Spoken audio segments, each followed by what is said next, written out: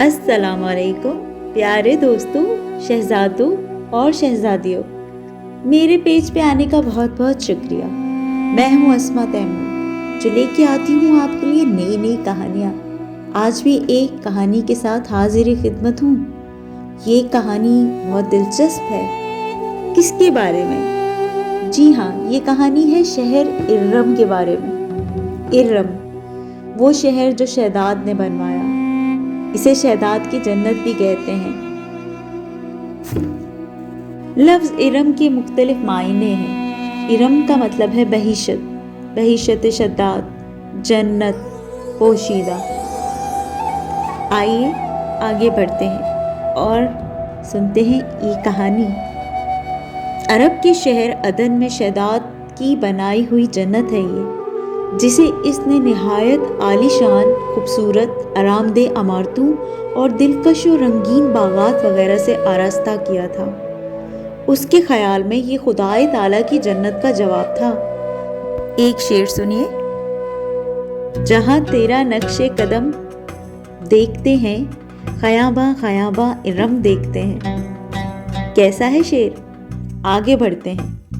بحر عرب اور بحر احمر کے درمیان، عرب کے جنوب و شمال میں دونوں جانب، یعنی عمان، خضر موت، بحر ہند اور مغربی یمن تک ایک وسیع صحرا ہے، جسے صحراء الحقاف کے نام سے یاد کیا جاتا ہے۔ نیز اسے صحراء اعظم الدنیا اور ربیع الخالی بھی کہتے ہیں۔ الحقاف حقف کی جمع ہے، جس کے معنی ریت کے بلند و بالا اور وسیع و عریض ٹیلے کے ہیں۔ اس بیاباں صحرا میں سفر کرنا تو دور کی بات ہے، اس کے اندر قدم رکھنے کا بھی تصور نہیں کیا جا سکتا۔ ایسا کرنا موت کی وادی کی طرف رخ کرنے کے مقابل ہوگا، یعنی کہ خودکشی۔ اس لیے کوئی بھی اس صحرا کی جانب جانا پسند نہیں کرتا۔ سفید اور باریک ریت کے بیچ میں اگر کوئی چیز پھینکی جائے تو وہ منٹوں میں غائب ہو جاتی ہے۔ یہ صحرا اللہ کی کھلی نشانیوں میں سے ہے اور اہل دنیا کے لیے جائے عبرت بھی۔ اس کو دیکھ کر یہ یقین ہی نہیں کیا جا سکتا کہ کسی زمانے میں یہ دنیا کا سرسبز و شاداب علاقہ تھا۔ یہاں پر دنیا کی سب سے زیادہ طاقتور، شاندار اور تمدن رکھنے والی قوم عاد آباد تھی، جن کا پیشہ لبان تھا، لبان کی تجارت تھا۔ یہ لوگ بے تحاشا لبان کی تجارت کیا کرتے تھے۔ ویسے بھی یہ تجارتی مرکز تھا۔ یہ ہے ہزاروں ستونوں والا خوابوں کا شہر۔ اسے تعمیر کیا دیو ہکل قوم نے آج سے ہزاروں سال قبل۔ یہاں ایک مصنوعی جنت بھی بنائی گئی۔ یہ وہی شہر ہے جسے ہزاروں سال سے لوگ خزانے کے لالچ میں ڈھونڈ رہے ہیں۔ قوم عاد اس شہر کی مکین تھے، ایک طاقتور قوم تھی۔ ان کے پاس بے تحاشا مال و دولت تھا اور یہ انہیں اللہ نے بہت نوازا تھا۔ اپنے اونچے قد و قامت اور شان و شوکت کی وجہ سے انہیں بلند مقامات پر بسنے اور بلند و بالا عمارتیں بنانے کا بڑا شوق تھا۔ تاریخ میں عاد کے نام سے دو قومیں گزری ہیں دوستو، ایک کو عاد اولا اور دوسرے کو عاد ارم کہتے ہیں۔ عاد اولا سام بن نوح کی اولاد سے تھے۔ یہ عرب کے جنوبی علاقے میں آباد تھے۔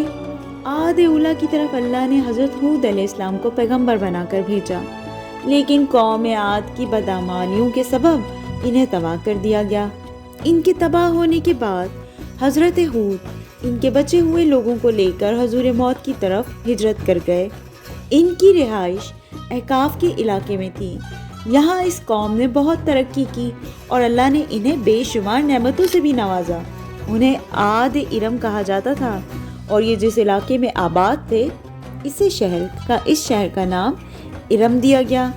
اس شہر کو ذات العمار بھی کہا جاتا ہے، جس کے معنی ستونوں والا شہر ہے۔ یہ شہر طوفان نوح کے کافی بعد بنا اور کافی ترقی یافتہ تھا۔ عاد ارم کے لوگ 12 گز لمبے ہوا کرتے تھے۔ ان کے شہر کی 4 دیواری کے اندر اونچے اونچے محل اور ستون تھے۔ اللہ نے اس شہر کا ذکر قرآن مجید میں یوں کیا ہے کیا تمہیں معلوم ہے کہ تیرے رب نے قوم عاد سے کیا معاملہ کیا، یعنی ارم شہر والوں سے، جو بڑے بڑے ستونوں والے عمارتوں میں مسکن بناتے تھے، اور وہ لوگ جن کے زور قوت کے برابر کوئی قوم دنیا میں پیدا ہی نہیں کی گئی تھی۔ یہ آیت سورۃ الفجر میں موجود ہے، آیت نمبر 6 اور 7۔ مورخین نے لکھا کہ عاد ارم عمان، یمن اور عدن کے علاقے میں آباد تھے۔ ان میں 2 بادشاہ طاقتور ترین بادشاہ تھے، ایک کا نام شدید اور دوسرے کا نام شداد تھا۔ یہ دونوں آپس میں بھائی تھے۔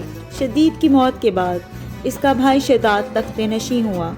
اس نے اپنی حکومت کو مزید وسیع کیا اور بے شمار لشکر اور خزانے جمع کر لیے۔ اس نے اپنی سلطنت کی رونق کو کمال کے عروج تک پہنچا دیا۔ شداد کتابیں پڑھنے کا بہت شوقین تھا۔ اس نے کتابوں میں پڑھا کہ موت کے بعد اللہ اپنے بندوں کو پھر سے زندہ کرے گا اور جنت میں داخل کرے گا، جو ایک حسین اور خوبصورت جگہ ہے اور جہاں کائنات کی ہر آرام اور آسائش موجود ہوگی۔ جب اس نے جنت کے باغوں اور نہروں کے متعلق پڑھا تو اسے خیال آیا کہ کیوں نہ میں بھی ایسی ہی جنت بنا دیتا ہوں، اس جنت کے مشابہ ہوگی جس کا ذکر لوگ کرتے ہیں کہ ہم وہاں آباد ہوں گے اور اللہ تعالیٰ لوگوں کے لیے وہ جنت بنائیں گے۔ لہٰذا اس نے اپنے وزیروں اور امراء کو جمع کیا اور کہا ایسی جگہ تلاش کی جائے جہاں بہت زیادہ سبزہ ہو اور وہ بہت زیادہ صاف ستھری ہو، وہاں کی فضا بہت کھلی ہو اور ایک وسیع میدان ہو جہاں میں اپنی جنت بنا سکوں۔ اس کے لوگوں نے ایسی جگہ تلاش کی اور کافی ڈھونڈنے کے بعد انہیں ملک کے عدن میں ایک مقام ملا جو شداد کی خواہش کے عین مطابق تھا۔ چنانچہ شداد کو کہا گیا کہ شداد، ہمیں جگہ مل گئی ہے۔ اس نے اپنے مزدوروں کو وہاں روانہ کیا۔ اس نے اس علاقے کا نام باغ ارم رکھا۔ شداد نے اس باغ میں سونے چاندی کے بڑے بڑے مکانات بنائے، بڑے بڑے محل تعمیر کیے گئے جن میں یاقوت اور زمرد کے ستون تھے۔ اس میں قسم قسم کی نہریں اور درخت لگائے گئے۔ اس باغ میں دنیا بھر کی آرام اور آسائشوں کی چیزیں منگوائی گئیں۔ یہ شہر اتنا حسین تھا کہ تاریک رات میں وہ بھی دور سے اس کی چمک دیکھی جا سکتی تھی۔ اس کے ہر ایک محل میں 1000 ستون تھے۔ شہر کے درمیان ایک نہر بنائی گئی تھی اور ہر محل میں اس نہر سے چھوٹی چھوٹی نہریں لے جائی گئیں۔ اس میں شہد، شراب اور دودھ کی نہریں بہائی گئیں۔ ان نہروں کے کناروں پہ ایسے درخت بنائے گئے جن کی جڑیں، شاخیں، پتے سونے کے تھے۔ شہر کے راستے اور دیواروں کو مشک اور زعفران اور عنبر گلاب سے سجا دیا گیا۔ خوشبو سے مہک گیا پورا شہر۔ اس جنت کی تعمیر مکمل ہو گئی تو اس نے اپنے امراء اور وزراء کو حکم دیا کہ میری اس جنت کی طرف چلو۔ شداد نہایت متکبرانہ اور فاتحانہ انداز میں سپاہیوں کے جھرمٹ میں روانہ ہوا۔ جب وہ اس جنت سے صرف 1 کوس کے فاصلے پر پہنچا تو اللہ نے اس پر عذاب بھیجا۔ آسمان سے ایک ایسی چیخ سنائی دی کہ شداد زمین پر گر پڑا اور اس کی بنائی ہوئی جنت کی ایک جھلک بھی نہ دیکھ سکا۔ وہ اسی مقام پر اپنے لشکر سمیت ہلاک ہو گیا اور کوئی بھی اس شہر میں داخل نہ ہو سکا۔ شداد اور اس کے لشکر کے ہلاک ہونے کے بعد وہ شہر بھی لوگوں کے نگاہوں سے اوجھل کر دیا گیا۔ لیکن عدن کی گرد و نواح کے لوگوں کا یہ کہنا ہے کہ کبھی کبھی رات کے وقت اس علاقے کے ارد گرد کچھ روشنی اور جھلک نظر آ جاتی ہے۔ یہ روشنی شہر کی دیواروں کی ہے۔ یہ شہر the last city of Atlantis کے نام سے بھی مشہور ہے۔ ہر زمانے میں سیاح اس شہر کی تلاش میں رہے ہیں۔ یہ شہر بدعمالیوں میں بھی شہرت رکھتا تھا۔ اوبار کا ذکر مشہور زمانہ عربی کتاب الف لیلا میں بھی موجود ہے۔ اس شہر کا ذکر اپنی کتاب اٹلانٹس آف دی سینڈز میں بھی کیا تھا۔ سن 1984 میں امریکی خلائی ایجنسی ناسا کے سیٹلائٹ سے لی جانے والی تصاویر کی مدد سے عمان میں ایک مقام دریافت کیا گیا۔ 1991 میں اس مقام کی کھدائی کا کام شروع کیا گیا اور یہاں 600 فٹ ریت کے نیچے مدفون ایک قلعہ دریافت ہوا جو تقریباً 2000 سال پرانا تھا۔ 8 سمتوں پر مشتمل اس مضبوط قلعے کی دیواریں 12 فٹ اونچی تھیں۔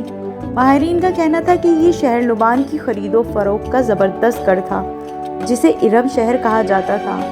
آج یہ شہر تا قیامت لوگوں کے لیے عبرت کا نشان ہے، اور یہ بات ظاہر کرتا ہے کہ صرف اور صرف اللہ تعالیٰ ہی کی ذات ہے جو ہمیشہ رہے گی اور باقی سب فانی ہیں۔ پیارے دوستو، امید ہے آپ کو کہانی پسند آئی ہوگی۔ اس طرح کی بیشتر کہانیاں سننے کے لیے عصمت تیمور کے ساتھ رہیے۔ میرے چینل کو سبسکرائب کرنا مت بھولیے گا۔ بہت شکریہ۔ اللہ حافظ۔